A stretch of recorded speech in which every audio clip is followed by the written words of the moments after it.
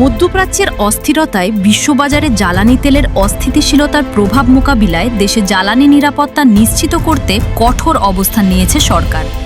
জ্বালানি তেলের অবৈধ মজুত, চোরাকারবারি এবং কৃত্রিম সংকট রোধে দেশজুড়ে নিবিড়ভাবে কাজ করছে বাংলাদেশ সেনাবাহিনী ও নৌবাহিনী।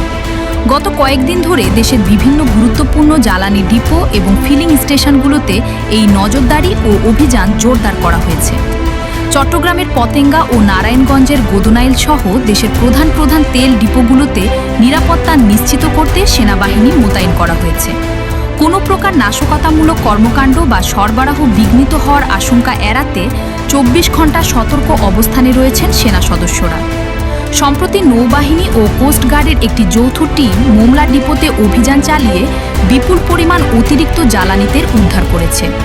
যমুনা অয়েল কোম্পানির আওতাধীন এই ডিপোর একাধিক ট্যাঙ্কে অবৈধভাবে মজুত রাখা প্রায় ১২,৬১৩ লিটার তেল জব্দ করা হয়।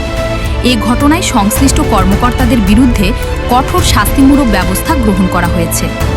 খাগড়াছড়ি, বরগুনা ও বরিশালের বিভিন্ন উপজেলা ও জেলা পর্যায়ে সেনাবাহিনীর উপস্থিতিতে স্থানীয় প্রশাসন ভ্রাম্যমাণ আদালত পরিচালনা করছে। বিশেষ করে ফিলিং স্টেশনগুলো যাতে তেল থাকা সত্ত্বেও স্টক নেই বলে কৃত্রিম সংকট তৈরি করতে না পারে তা সরাসরি পর্যবেক্ষণ করছে সেনাবাহিনী। জ্বালানি মন্ত্রণালয় জানিয়েছে, দেশে বর্তমানে পর্যাপ্ত জ্বালানি মজুত রয়েছে এবং নতুন করে আমদানি প্রক্রিয়াও চলমান।